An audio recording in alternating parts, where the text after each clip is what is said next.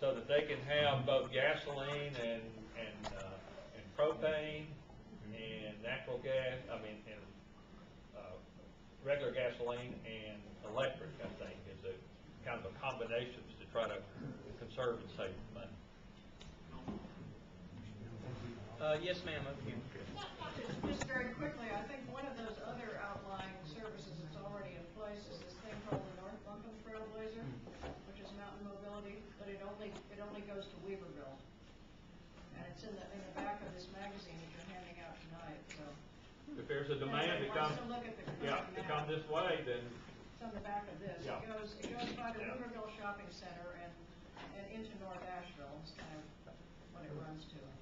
I'm impressed that you have that, because I just saw. To see it on the county website, actually. I just saw one of those And I today. actually happened to see one of the little buses one day at the Weaverville Shopping Center, going slowly across in front of Food Line, and so I noticed a sign on the side that said, "Hop on board," and it said Mountain Mobility, and I thought, what is that? So I sort of looked it up, and anyway, there it is. And that reminds me, you're about the first people. These just were printed almost either today or yesterday. We have some Buncombe Light. They're over on the table. We also have some bags that you're welcome to take. You paid for them, your taxpayer money, so please help yourself. Yes, ma'am. Is mountain mobility means tested? Or is it open to the public? I think it is means tested. I think it is for low income, but you know, there are other things we can. Is it also need? Somebody asked me, I would say that anybody could ride that really needed it.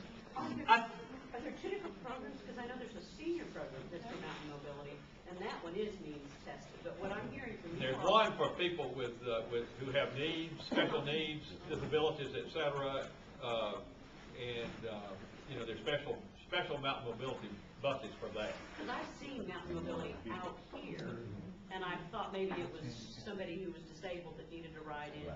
But I tell you one thing, we're going to know more about it next time you ask me. Yeah.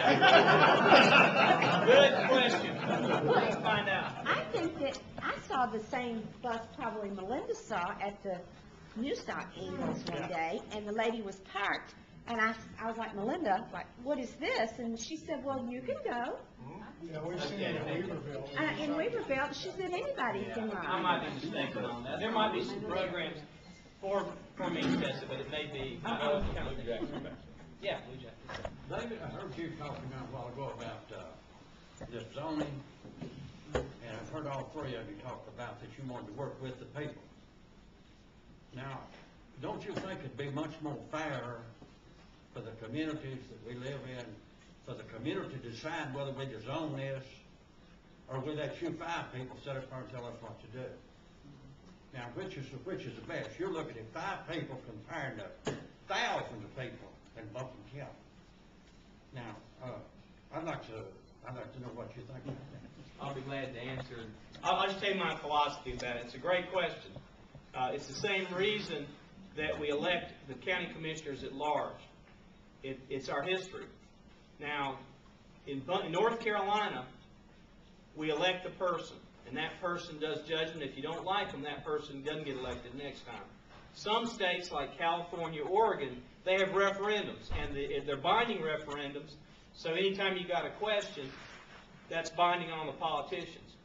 There are 2 ways to run government. I tend to think the one where you have the buck stops with the one person is a better system, but reasonable minds can differ about that.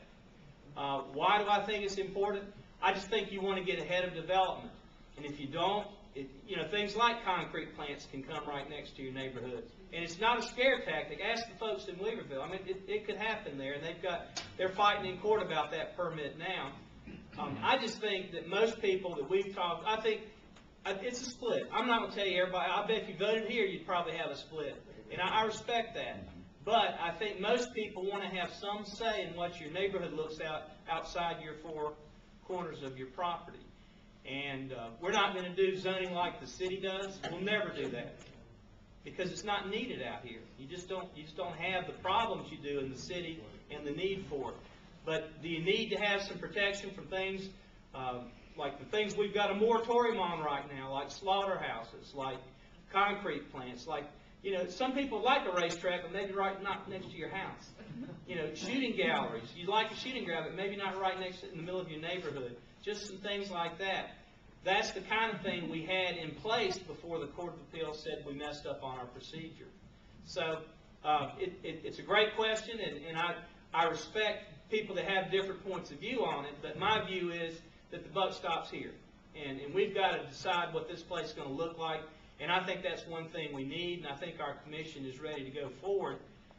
The key is how much we do, and that's again why we're out here talking to you, and anytime you ask us, I think we're going to come and listen. And you may not like what we say, we may not like what you say, but that's part of the process. It's your place, and nobody likes to be told what to do. Nobody likes to be, I'd like to, there are a lot of times you'd like to vote on things, but you just have to make a stand and go along with it. So I hear you, though. I mean, I think we're all sympathetic. And then the question about why not have districts, you know, that's another good question. But I believe that you want the best people. And frankly, I live in the South End. I live out in the country off Cane Creek Road. I'm on well water. I'm down from that CTS plant somewhat. And you know, I don't represent that area. I represent everybody. And I have people fuss at me from the South End, and Carol might have, and Ray in Fairview. They fuss at us, why don't you take care of it? Well, we don't represent one area, and we take it pretty seriously.